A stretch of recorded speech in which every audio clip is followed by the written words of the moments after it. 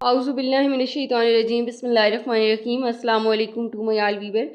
MGT 501 के lecture number 25 के साथ आपकी खिदमत में हाजिर हूँ। स्टार्ट करते हैं आज के लेक्चर को।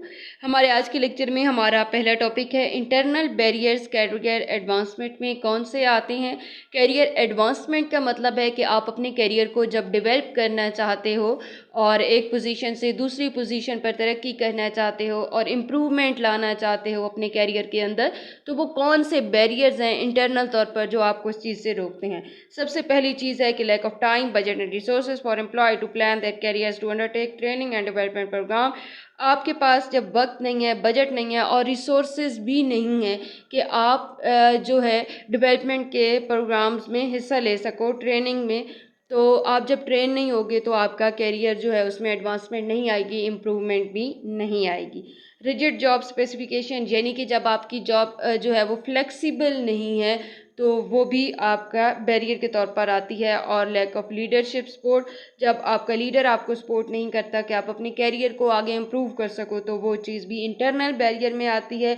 Lack of career opportunities and pathways within the organization for employees, जब एक ऑर्गेनाइजेशन के अंदर आप एक बंदे को ताउम्र एक ही जगह पे रखते हो और उसको कोई अपॉर्चुनिटी नहीं देते हो एक ऑर्गेनाइजेशन के अंदर कि वो आगे जा सके, तो वो चीज़ हमारे पास जो है वो इंटरनल बैरियर में आती है, क्योंकि वो भी ऑर्गेनाइजेशन के अंदर है।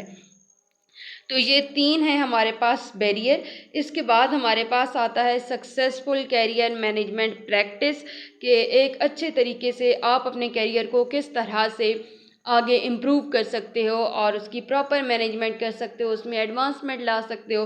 तो सबसे पहली चीज़ आती है कि जब आप चाहते हो कि आपका एम्प्लॉय जो है वो उस कैरियर में आगे बढ़े, उसका कैरियर अच्छा हो और एडवांसमेंट आए, तो उसके ऊपर आप जो अपनी एक्सपेक्टेशन है वो क्लियर रखो ताकि उसको पता हो। और जब आप लॉट ऑफ प्रेशर डालते हो, बार बार एक ही चीज़ बताते रहते हो, ये भी चीज़ है, वो भी चीज़ है, ये भी हो रहा है, वो भी हो रहा है, तो वो बंदा जो है वो तरक्की नहीं कर सकता, उसके ज़हन पे बहुत ज़्यादा दबाव आ जाता है। क्लियर एक ही बात उसको बता दो, हम ये चीज़ आपसे एक्सपेक्ट कर रहे हैं, ये हाल है, आप करें काम, तो वो कर लेंगे जनाब।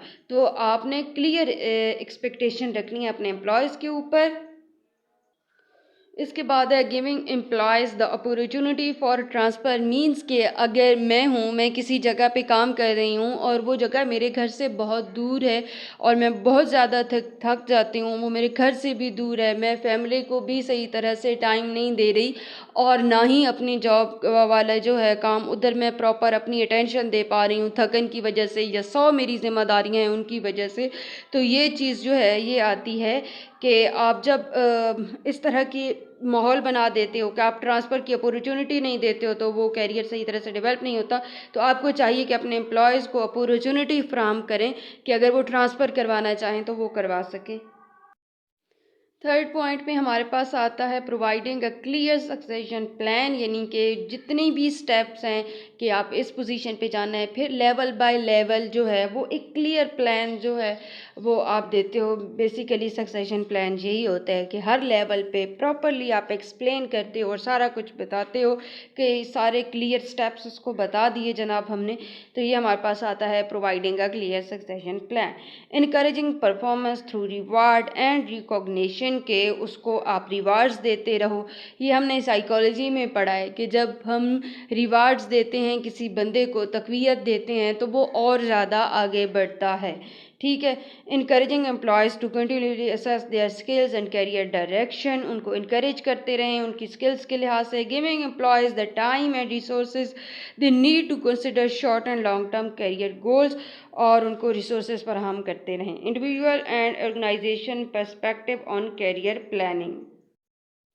अच्छा, इस पैराग्राफ के अंदर हमने यही देखना है कि जब हम अपॉर्चुनिटीज़ देते हैं एम्प्लॉयज़ को, रिवार्ड्स के देते हैं, तो वो ज़्यादा लगन के साथ और कमिटेड पर्सन के तौर पर जो है वो काम करते हैं और बहुत मुखलिसी के साथ अपने काम को करते हैं रिवार्ड्स की और अपॉर्चुनिटीज़ की वजह से। इसके बाद हमारे पास आती है performance. Performance can be defined as effort along with the ability to put effort support with organizational policies in order to achieve certain objective. Performance is the function of ability.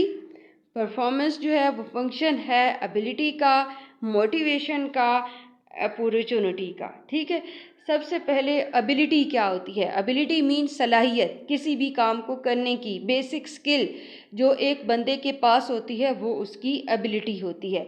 Motivation क्या होती हैं? Activities in HRM concerned with helping employees exert high energy levels and get performance in desirable direction।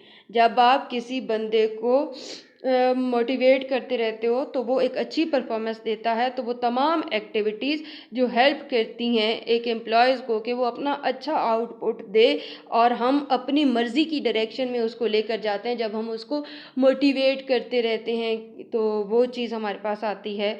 Motivation में वो activities आती हैं। फिर आती हैं opportunities, circumstances under which performance is made they can be ideal और वाइस वर्सा। तो opportunity ये है कि एक मौका वही होता है जो हमारे पास एक आइडियल चीज़ होती है, लम्हा होता है जिसमें हम अपनी परफॉर्मेंस को और अच्छे से पेश कर सकते हैं।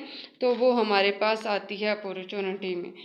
डिटर्मिनेंट्स ऑफ जॉब परफॉर्मेंस के डिटर्मिनेंट्स कौन से हैं? तो इसके 3 हैं। सबसे पहले है विलिंगनेस टू परफॉर्म, कि जो बंदा है जिसने परफॉर्मेंस हमें देनी है वो विलिंग है या नहीं है।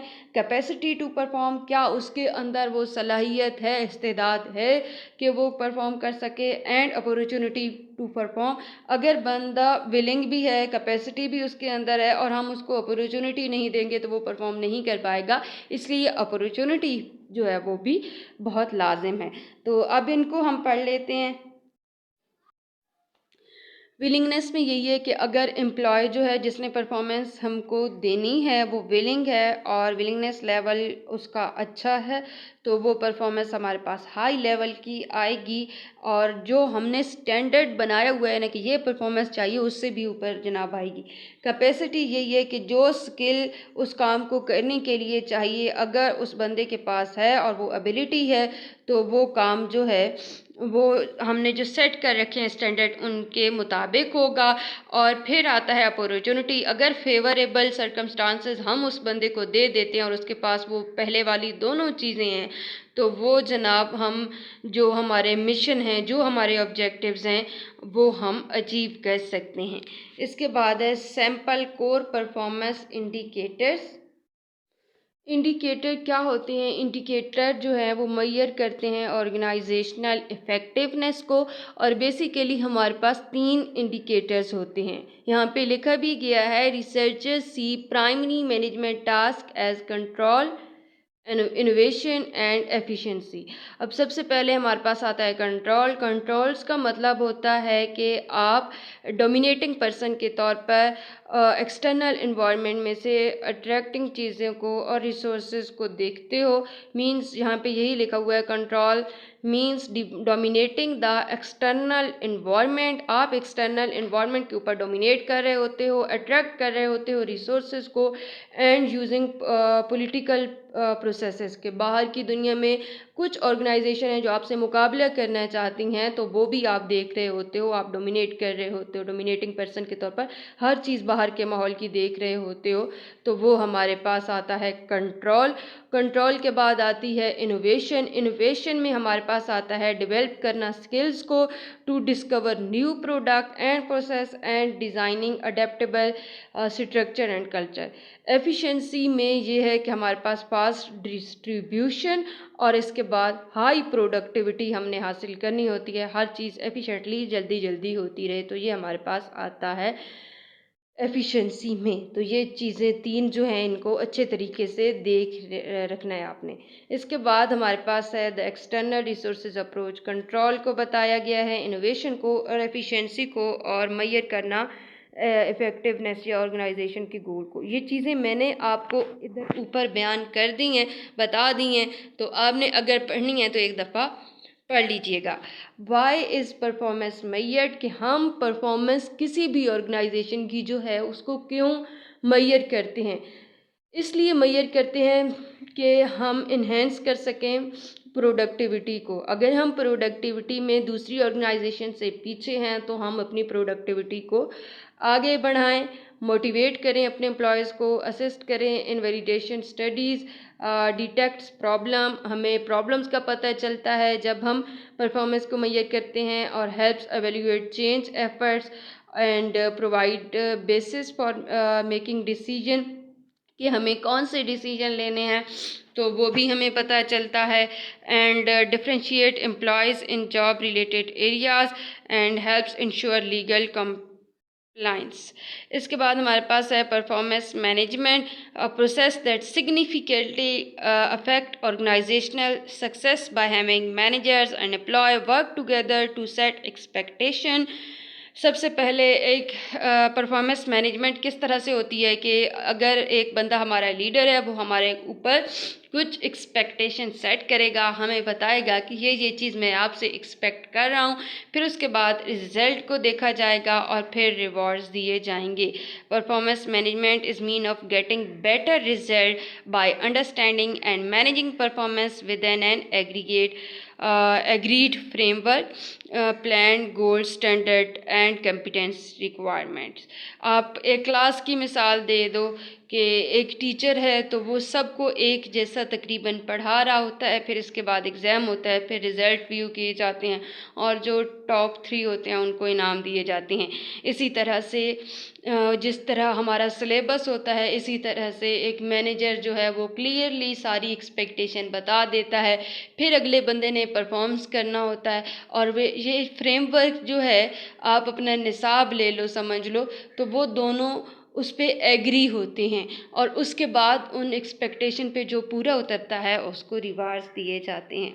ये था आज का लेक्चर। उम्मीद करती हूँ आपको समझ आ गया होगा। चैनल को सब्सक्राइब कर दीजिए, वीडियो को लाइक एंड शेयर कर दीजिए।